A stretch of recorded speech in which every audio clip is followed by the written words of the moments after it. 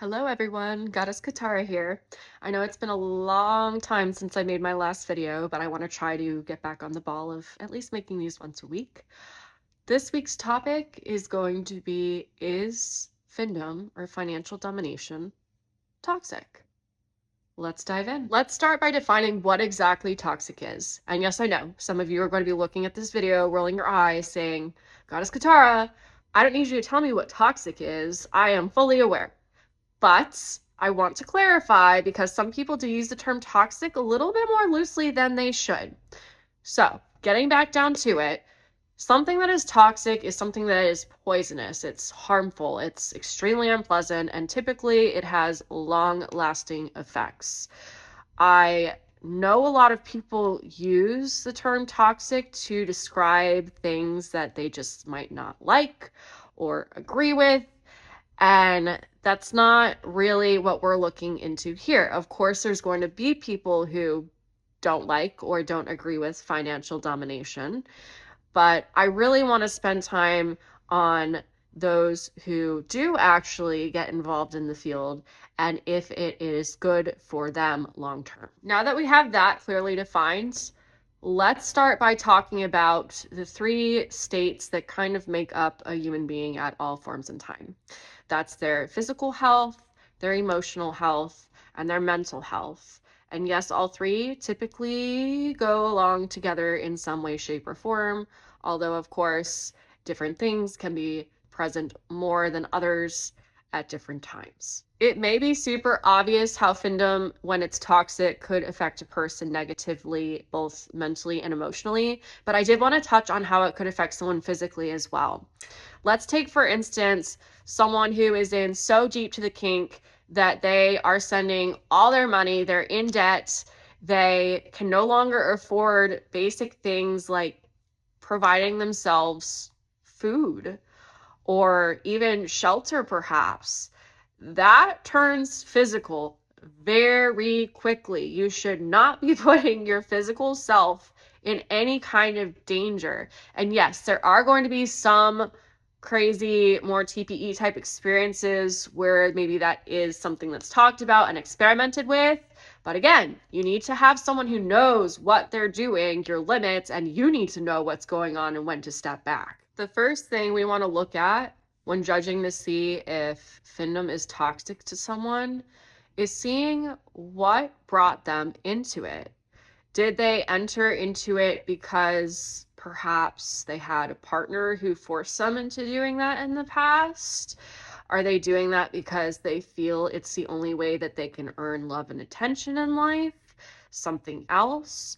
Or are they doing it because it truly does bring them pleasure, it helps them to grow as a person, or it's simply a kink that maybe is not a take over your life kind of thing, but it is nice to just indulge in here and there. Going back to the first couple of scenarios I mentioned about toxic partners in the past, or feeling like it's your only way of getting attention, etc., this would be considered toxic to me because you're actually looking to hurt yourself. And where the lines kind of start to get convoluted is, okay, are you trying to hurt yourself to learn and grow from it? Or are you literally just looking to stick in the same cycle and not move on? And it's kind of crazy because a lot of people start kink due to trauma or whatever, but it can be a great way, a great form of therapy to actually move forward from that. Sometimes you have to repeat that pain in order to learn from it. But that's the key point. If you're not learning from it, if you're not enjoying it, if it is devastating either your mental, physical, or emotional health, or all three, that's a problem. Taking into consideration the origin story and how you're practicing it, it's really important to kind of think about, is it the kink that's the problem, or maybe it's a particular dynamic? I know there are a lot of people advertising themselves as doms out there who have a hatred for men or are just out to get a quick buck and don't really understand, true consent or mental health. and they're really in it for themselves, and that can be toxic to you. That can send you in a tailspin. You really need to make sure that whoever you decide to practice this kink with, especially if it's initially a sort of trauma for you, they need to have some idea of psychology, conversations, a budget, as I've talked about in previous videos, really just laying down the whole game plan so that nothing out of whack happens. Even if you do all the research, sometimes there is going to be a time where a dynamic can turn toxic, or maybe it was and you just didn't know. What's important in these situations is figuring out that it is, A, and B, leaving. If you don't, the toxic cycle continues. So, is Findom toxic?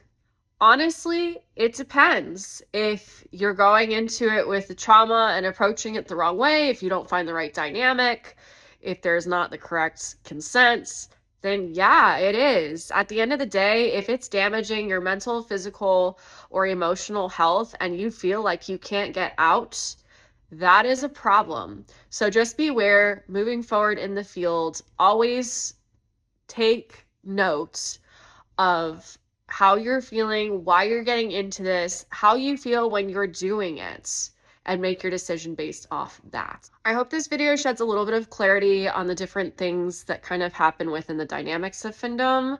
I would love to hear y'all's thoughts, and if you have any other questions, thoughts, concerns, other topics that you want me to talk about, definitely let me know below in the comments.